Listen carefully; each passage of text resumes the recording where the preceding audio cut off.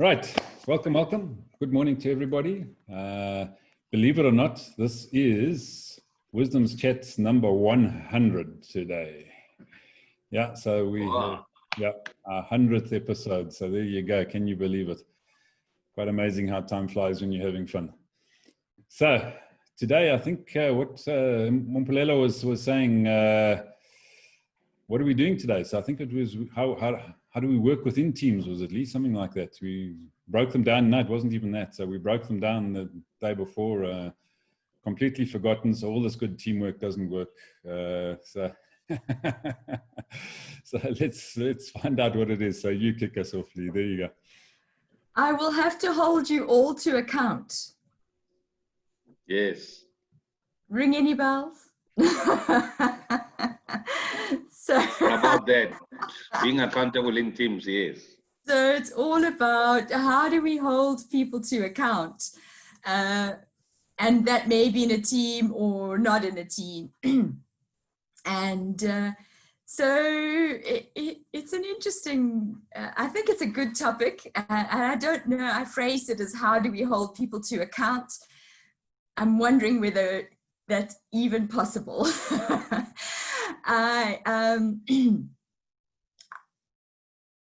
I'll tell you a story of stepping out of university. So I 4 years at Rhodes University in the 80s. I won't say I was radicalized, but I certainly was. It was certainly an experience of being able to speak very freely, of being able to express differing opinions. And I mean, I was doing an arts degree. And so, you know, freedom of expression was highly valued.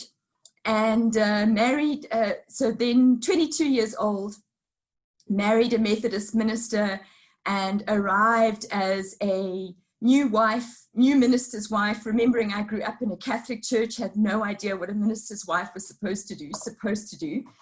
And our first posting was a little church in the middle of the sticks in De Deer in the Vaal Triangle.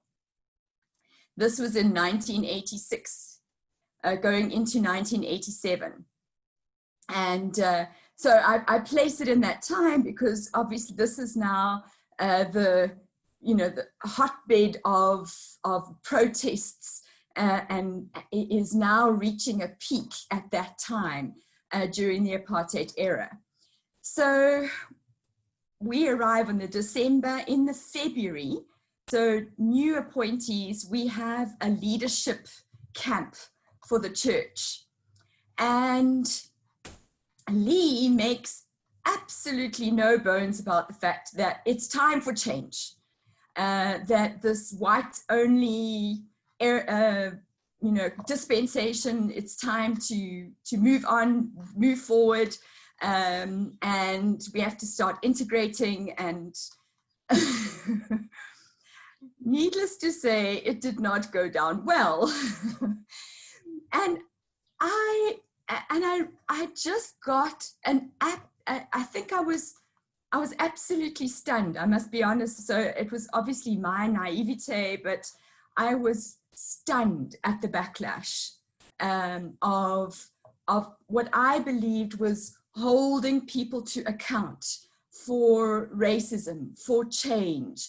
And later on it became sexism, and, you know, putting up a mirror of what I thought was a better way, was a more just way, and getting an absolute avalanche of anger, of defensiveness, of rejection.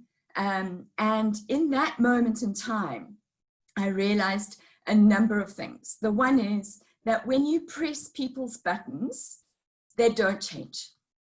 They don't say, oh, you're right. You know, I hadn't thought of it like that way.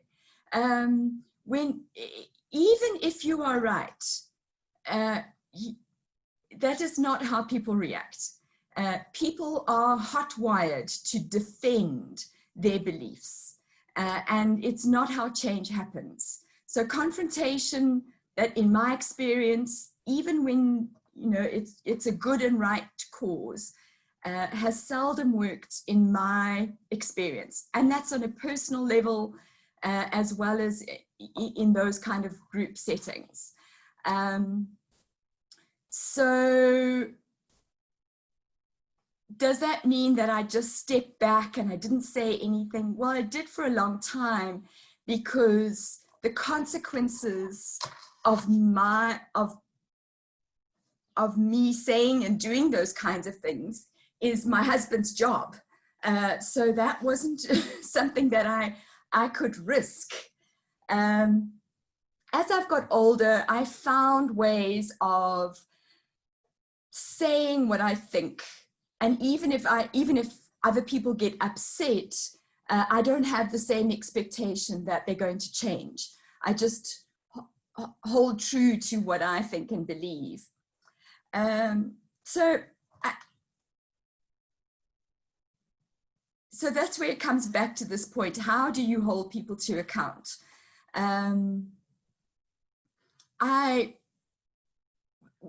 So one, never do it in public. These are my lessons. Two, do it in the least confrontational way. And three, sometimes your actions are the way that you hold other people to account. So this is so my way of acting, my way of choosing to do things. And even when I've worked in, and I can't, you see, I've never been a boss. So I've never had authority to hold people to account. So it's always been a case of if I find that people aren't doing what they need to do based on a mutual decision, I work around them. I just, and we talk about the speed of the leader, the speed of the team. For me, it's the speed of the team, speed of the leader. If this team, it's because I'm juggling lots of balls. So if this team over here, or this group, or this collaboration, they're not going as fast as I think they could be, or they're not following through with decisions we've made, or they're not, the actions aren't coming forward, well, I'll just pick up this ball now. So that's right or wrong. This is not advice. This is just the way that's working for me. So what do? Have you held people to account? How has it worked? How hasn't it worked? I would love to hear. Great, thanks, Lisa. I think we'll go from the North Star to the South Pole. So, Trevor, let's get across to you.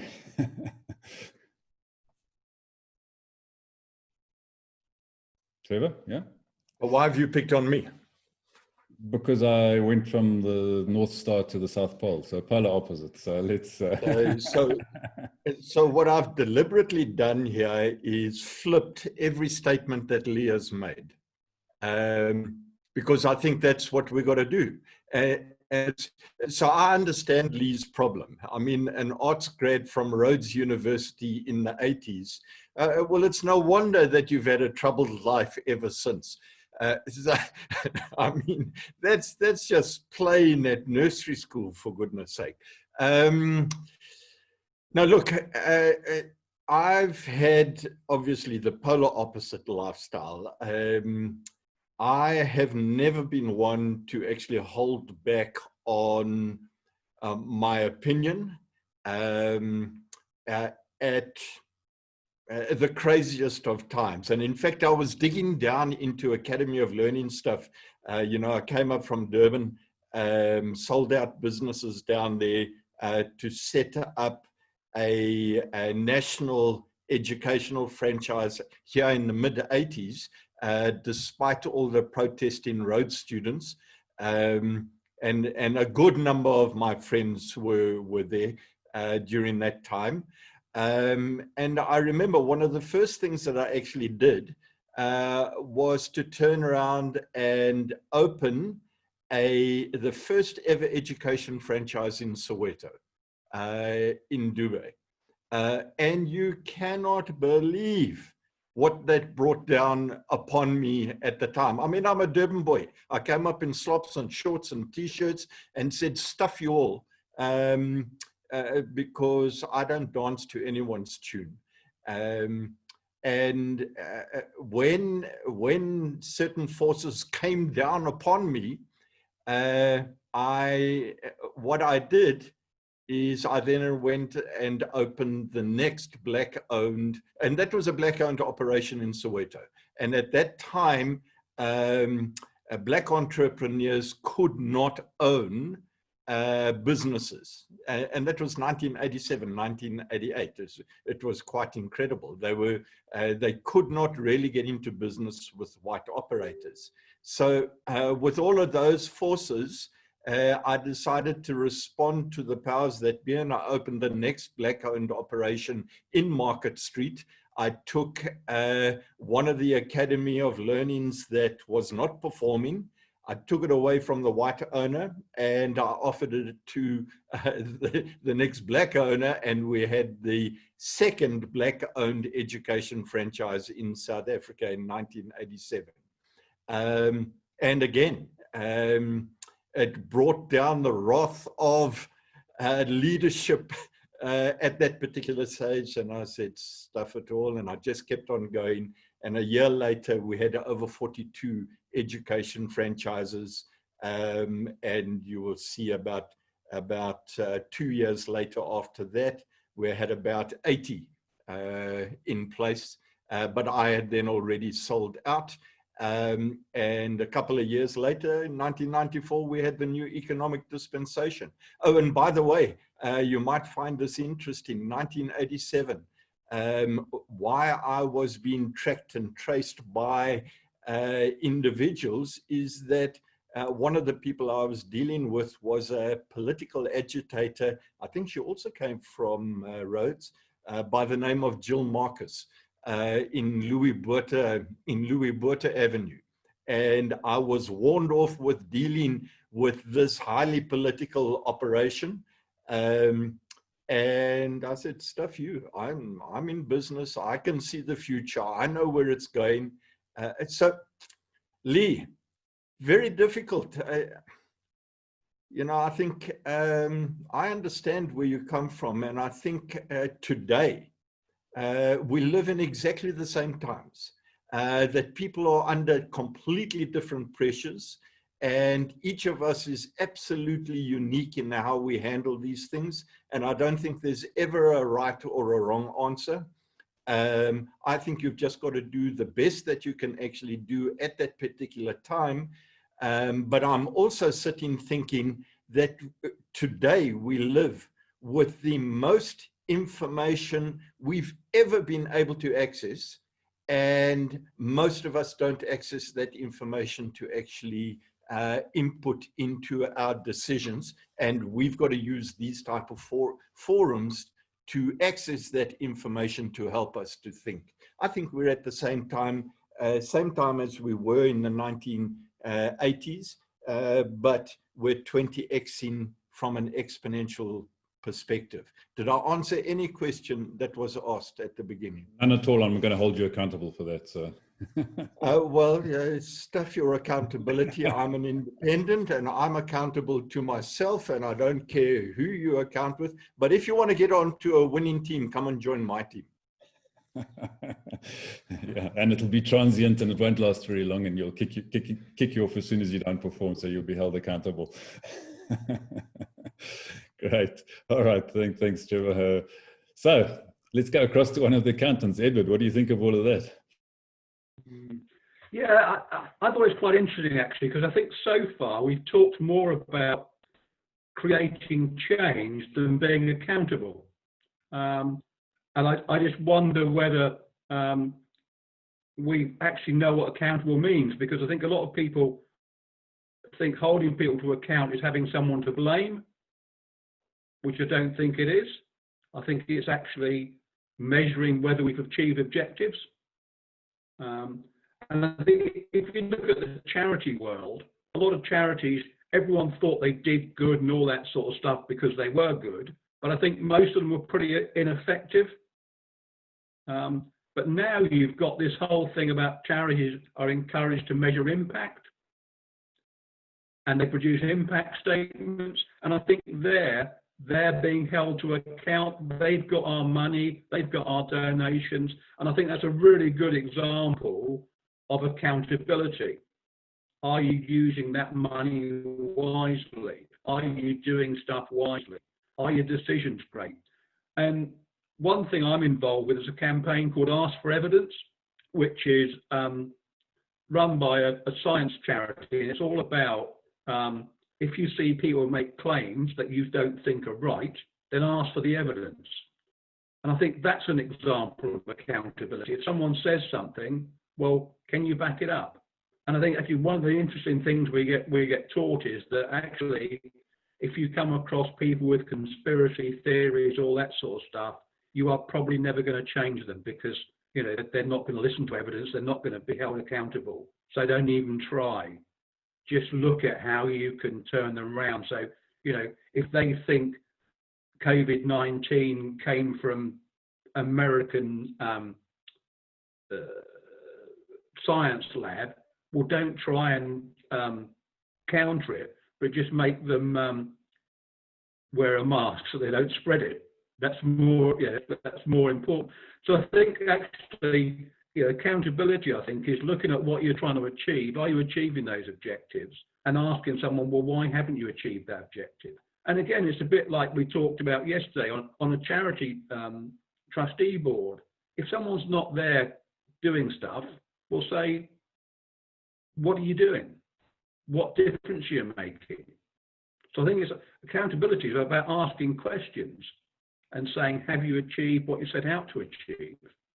So I hope that kind of, and actually talking about Trevor, and both Trevor and Lee seem to have been firebrands in their youth, and I think Trevor still is. I learned fairly early on in my life that I can't get away with that. I think because I'm not soft and cuddly, people take offense when I punch them on the nose. So I've kind of learned to be much more subtler, and I learned things called pacing and leading. I don't know if you come across that technique. And then also, oh, Trevor's waving away there, and also consultative planning. So I like to be much more subtle in my approach to being a revolutionary. That's me finished. Thanks, Ed. So we've gone from the north to the south and back to the north again. I think the question is, where do we go from here? So who's on the east or the west of this? Master, you let us hear your thoughts on this particular subject. Morning, everybody. I think the first thing is being accountable to your own self. I mean, appearing here this morning is part of the accountability. Even if you think I'm just going to listen and say what I want to say, but because we are accountable, that is why we want to prepare and go through the subject that we're going to discuss today. That's the first level of accountability, being accountable to yourself and account to the commitment that you put together as a team and say, we've got this particular objective. It must not be something that you must, I mean, I believe that we mustn't say, how do we hold so and so accountable? He must be accountable himself and know that he has a role to play. But of course, as human beings, we do go off track sometimes, but there are ways that you can always hold people accountable with some form of humility, not going extreme and upsetting the system. And I've learned something today of roads and what you guys did, and I can see we are more of a transformative platform. There's transformation going on. I mean, you take us back to 1986. I think in 1986, I was doing matric. There were uprisings. People were fighting for homelands. I grew up in a rural area. And more and more people that are in leadership are becoming less accountable. I mean, their conscience is somehow a bit dead. I mean, if you look at the news, you become so depressed of people who think they're not accountable and they mess up, they get into corruption, is because that culture is not within. That culture must be within first before you work it out within teams. Yeah. Thanks. Great, thanks, Master. I think you raise a very interesting point there, which is probably a subject for a whole nother discussion, is how do we hold our leaders accountable? So yeah, and what we do if they don't respond. So yeah, it's an interesting challenge, that one. But I think you're 100% correct. If you're not holding yourself accountable for anything, yeah, well, what's going to make the difference? What's going to matter? So interesting one. Jasper, let's get across to you next.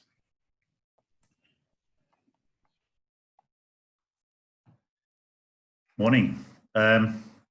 Yeah, I wrote something down, and then afterwards, as the discussion went on, I realized it has little to do with accountability. It has to do with behavioral change. And what I wrote down was to say, if you can have the punishment reward close to the result or the outcome, then you'll change behavior, or so that punishment or reward is then a way of accountability that your actions is causing this. Then we would be able to change people much faster. It's like if we all know smoking is bad for you, but if you smoke today and you die tomorrow, and we had a few examples like that, then people won't smoke. But because it takes almost a lifetime for that smoke to affect your lungs, people still smoke. And what Master just said there about lack of conscience, if we could keep our leaders who make really serious decisions that affect our economy in a big way, but if you could have kept them, or my grudge is actually against the man in the street who select the leaders that are causing all this hassle. And come 5 years later, they forgot that these same leaders have crooked them. But if they knew that I choose you today and tomorrow you crook me, next time I won't do it. So for me, it was about this changing of behavior. And then I think Master also said another thing that triggered me, and I was about to just write it down when you asked me to talk. But it's about what you don't measure, you won't happen. So accountability is then be clear on what basis are we keeping people accountable. So is it for actions, or is it for numbers of people brought in? Is it money? Is it whatever? So sometimes I think the problem lies with the leaders who are of institutions who are not clear on their expectations, and then everybody flounders. So I think with accountability, it covers both ends. You need to be clear on what is being measured. And then the other point, as I said, probably had more to do with change of behavior than accountability. Great, thanks, Jasper. Right, Mpulelo, let's get across to you. Yeah, I guess this topic is quite a dynamic one. I'm probably going to try to take it from a small perspective. I think the political one has quite a number of other angles that are quite interesting and could take us long. Probably I'll take it from the perspective of how I do it, because for me, holding others accountable, I guess the approach has a lot to do with personality. You know, when you look at Lee, she has a different approach to it because of her personality. When you look at Trevor, he has another approach to it because of his personality. For me, I tend to be a proponent of studying human beings and human behavior and observing. So I then tend to see which approach makes the person more accountable. I'll use a small example. I've got two children who could not be the same, but very different to each other. And how I keep the one accountable compared to the other is very different, because they are motivated differently to do what they need to do and to deliver the results that I need. Wow, it sounds like my house is such a mechanical environment. But anyway, And so for me, my approach tends to be that if I'm in a group of people, it's to look at what personalities work when you use what approach. There are people that when you shout and scream at them, they shut down. They completely just do not function. Interestingly, my elder son is like that. But if you talk to them, they quickly come to the party. There are people that require shouting at before they can do anything or before they can move. And so you use that type of approach when it comes to those people. So that's what I tend to use in my approach in trying to keep people accountable. In terms of myself, I generally like people that don't need to be followed around to do what they need to do. And I tend to try and be that kind of person. So yeah, at that level for me, trying to keep people accountable, you sort of have to learn what motivates them or what moves them. Beyond that, if you've done it the way that talks to who they are, and you've done it in the way that touches their buttons, for me, if they still don't change or still don't become accountable, it tends to, I tend to go to the extreme where I just cut off, because I feel like I've invested all that I can to speak to the person that you are. And beyond that, there's nothing else that can be done. I know it can sound a bit tough and harsh. Political one, I'm not going to get into that one. Thanks, Hello. Yeah, how the wheels turn within the different environments. Interesting. Right, Cecile, let's get across to you next. Oops. Okay. Hi guys. Yes, when Lee was talking, I was thinking of two stories, and it's small examples of being accountable. But yeah, let me just paint the background. When I was 26, around about 1986, all of us are in that year. My husband taught at a Orthodox Jewish school in Johannesburg, and like I told the group before, I learned about Jews and how different their relationships with each other are than, say, Afrikaans people. They are more demonstrative and that kind of thing. So I was the athletics coach and the rugby coach at King David. So in April that year, we moved from King David, where I was friends with all the children, my athletes. I used to train with them. They used to come and visit us at their house. We used to go on a Saturday afternoon and kick the rugby ball on the fields because I was their friend. So then we moved from King David to Michael House. So when we arrived at Michael House, my husband was the first team rugby coach. So on a Friday afternoon, it was called the captain's run. There was no coach really involved. The kids did their rugby training, their own rugby training. So I was also the athletics coach at the time there. So I had a few good athletes that I was also training with, that probably the hierarchy of the school didn't really know my relationship with these boys. So one Friday afternoon, the staff always played tennis, and that Friday afternoon, after the tennis, we walked down to the fields where the boys were training, and one of the top athletes that was really close to me, because he used to train with me as well, was walking there away from us, and I ran and I jumped on his back. Oh boy. Some of the other people saw that, and then Monday morning I was in the headmaster's office saying, Mrs. Venter, at Michael House, the staff don't fraternize with the children. But I was like, what?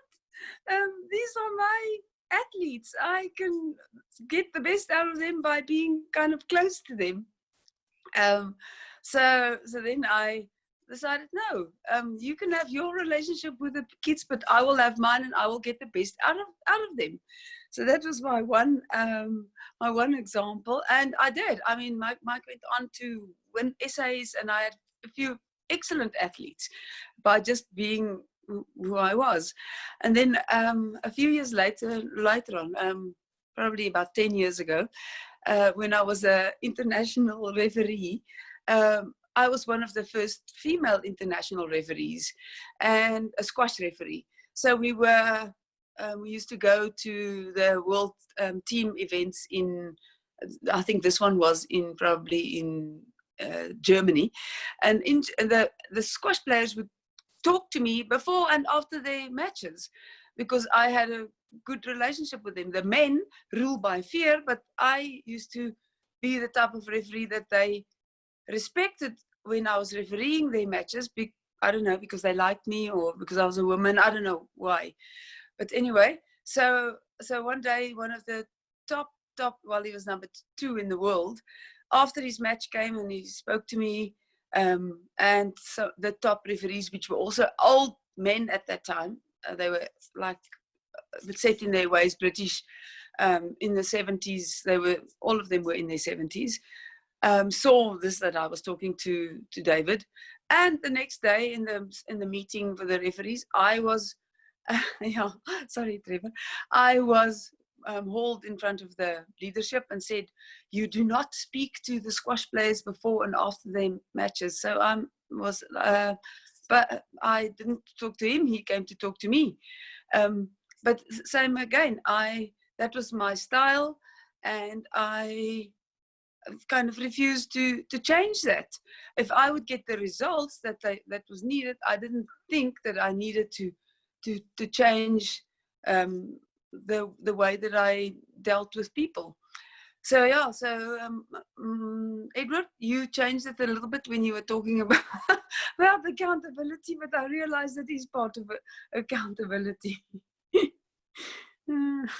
Thanks, Cecile. I can't imagine anybody telling you what to do. Right, Nazipa, let's come across to you next.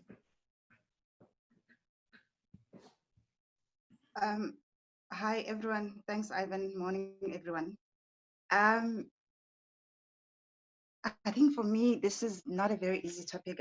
Firstly, I don't like confrontations. And so I try as much as I can to steer clear from confrontations. And this is on a personal level, where work is concerned, when I used to be employed, they used to have this thing, what was it called? Performance agreements or performance, I don't know, evaluations, performance evaluations, where you sit in with your boss and, they take out all your list of your KPAs and you go through each one of them. What did you do? What did you not do? Why is this not done? How far are you with that? And I tend to adopt the same approach when I work with my mentees, holding them accountable based on, this is what we planned at the start of this mentoring relationship. Where are we where this is concerned? Why are you not there? How's this going? I'm more comfortable doing it that way where work is concerned. Whereas in the private space, I struggle with holding people accountable, because I'm very quick to, I'm impatient. I think somebody mentioned how, I think it must have been Mulelo, that you expect people to do what they have to do, because I'm like that too. If this is what I'm expected to do, this is what I will do. And even when I hire people for the house, for example, I don't start by telling them what to do. I start by seeing if there are people that can do the things that have to be done. And if I realize that I'm gonna have to do a lot of hand holding there, I become very uncomfortable. I don't like doing that. I just like people to, if you say to me, you can do this, do it. Like, to the best of your ability, do it. Don't make me have to suddenly say why. Yeah, I don't know if that makes sense, but that's where I am.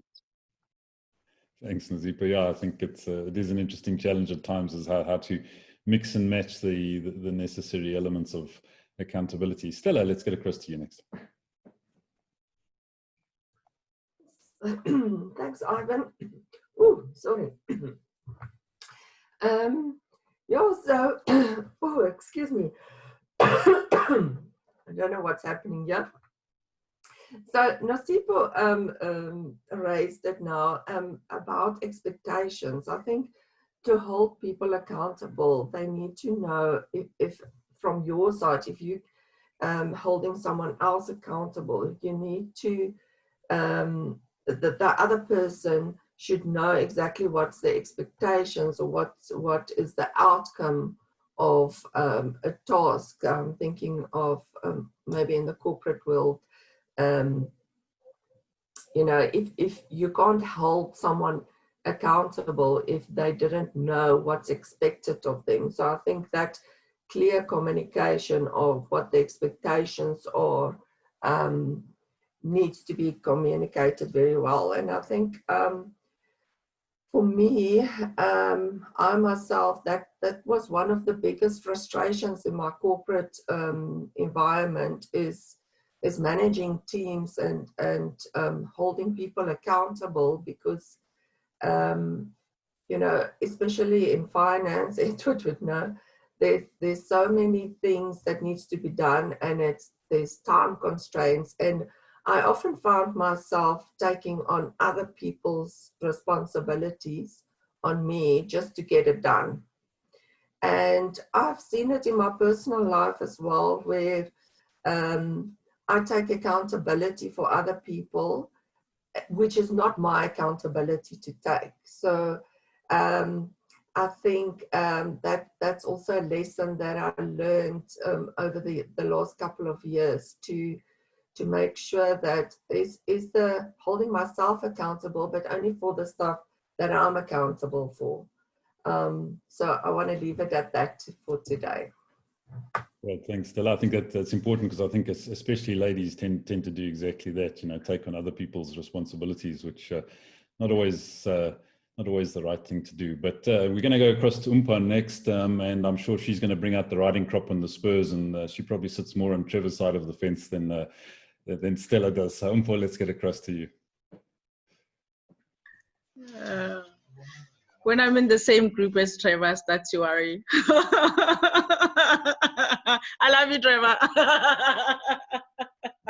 I probably do fit best in there anyway. Yeah, so two things. So I want to talk about accountability on the personal side, the funny experience, and what I've learned with my team. On the personal side, so you guys know my money story, right? So it's still a battle every day. You know, hi, I'm Umpo. I'm an alcoholic, but money. So I'm a bit of a spender, and really my husband has really been trying to rein it in. And my daughter has also adopted the same behavior. Always wants something. It doesn't matter what it is, a sweet. Like today, she made me write, please buy me a doll. So those are the kind of issues that I'm dealing with. So then I downloaded this app, 22/7 or something, an old mutual app. So it tracks all your spending, and it categorizes stuff, and you know, it kind of shows you, it's got these things called nudges. And you know, I have to look at it every day, you know, look at how, you know, what movements have happened, what are the charges, and you know, and document all of that. So I think after the level 3 announcement, whatever, I made a couple of orders of wine, and I really had no idea how much it all added up to. And when I opened that app, it was the first line, and it just said alcohol 4,200 and whatever. So that was my lesson in accountability, number one. So anyway, I'm still feeling my way around that. So now I do know that I do have 4,000 Rand that I could be using wisely, and not ordering boxes of wines for my friends and myself. So that was number one. Number two, I think Nozipo will know this. I've been on a long journey with teams that trying to employ people, researchers bringing them into my business, CCMA, and all those kind of things. So people don't want to be accountable, but they want to be paid, right? And that has constantly been a struggle. Same with Nozipo. You know, I'm kind of like a, you know, I come from the Kumbaya school of thought, which is why I'm now so anti-Kumbaya. You know, where you're trying to really understand where people are coming from, understanding people's struggles and all of that, and people just ride you, hey, like you kumbaya, people will kumbaya you right back in your ass, you know, and I've been kumbaya'd hard. So what I eventually did, I said, you know, we gotta have a counter accountability system here. So the team that I have now, and what has worked, what has made us gel, I've said, okay, there's a transaction that is happening. I'm buying something, right? I'm a purchaser. So you gotta give me something, and you gotta give me what I'm buying, right? And if there's a deviation from what I'm buying, it's gotta be a value add to what I'm buying. That was number one. So that was a conversation that I never had about, you know, because, you know, being an employee is an ugly word, you know, because you're the bad guy, you know, you're the abuser, you're the, or what is it called? Exploiter, you know, employers are bad people. Hell no. Employers are consumers as well, right? You go into the hair salon, like look at Nozipo looking fly today. You say, I want this kind of hairstyle. And this woman doesn't do the right hairstyle. We don't let them get away with it. We tell them to fix it. You go into a restaurant, you order a plate of ribs, they bring you a piece of steak. You're like, hell no, I didn't order a piece of ribs. I want a piece of steak. Take that back. So why can't we do that as employers, right? So that is the approach that I've taken. One, the conversation. What am I buying from you? And let's agree that you'll deliver at a minimum, right? And then I'm a heart person, right? There's still a kumbaya in me. I like to transform your life. How do you need to transform your life, right? And then people will share what they would like to do. So, you know, Irene wanted to buy a home for her mother. Frank wanted to buy a car. And by the way, he bought the car on Monday. Congratulations to Frank. You know, yeah, you know, so all those things. So I said, okay, fine. In order for us to accomplish all these things that we want, this is what we need to do. These are the targets. What tools do you need? What then? Frank's role in the business, actually, every Monday, every Friday, is to harass everyone. How did we do last week? What were the deliverables? What did we not deliver? Okay, where are the issues? Where do you need help? And that has helped to keep everybody accountable, because I just find that people want to get stuff for nothing, you know. People just want to be on a free ride, and I'm not in the market for that. I am buying.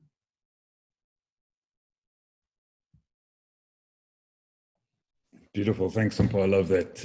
Yeah, I think more people engaged with that concept of being a buyer and a seller, a consumer and a provider, I think it'd be a very, very different place. Wonderful, folks. So yeah, I think we'll wrap up on that. On that note, Lee, over to you to hold us accountable for tomorrow's subject.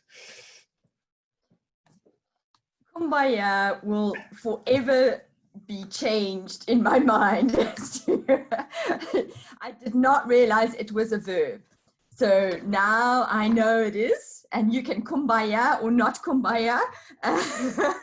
And it's now in my vocab. Very, very happy about that. So Edward said, and I so appreciate that comment, this whole thing of are we talking about accountability, or are we talking about change and behavior change? And Edward gave such brilliant examples of holding people to account, and I love this idea of asking for evidence, because that is the most tangible way. You know, you say you've done this, or you said this is the truth, show me. But what I realize is that when we're holding people to account, or what I feel when we're holding people to account, or where we want to hold people to account, it's because we want their behavior to change, because what they're doing is not working. And so I come back to Master also saying we are accountable to ourselves. We set goals. We want to achieve certain things. And Paul raised it with her own, okay, in my spending. So I use an app to give me the evidence of what I'm doing, so that I can change my behavior. So that's what I'd like us to talk about tomorrow is behavior change. What does it take to change behavior? And let's start with ourselves before we start looking at other people. How do we change our behavior? How have we in the past? What's worked? What are some of the principles that we can pull out in terms of how we actually change our behavior? Great, thanks, Lee. It reminds me of a little story about Henry Kissinger when he was in office. He used to give his subordinates work to do, and they would get back with a document or a report, and they would hand it to him, and he'd sit back in his chair like this, and he'd look at them and he'd say, Is that your best work? Yeah, think on that one, folks. So have a fantastic day further, and we'll see you on the morrow. Go well.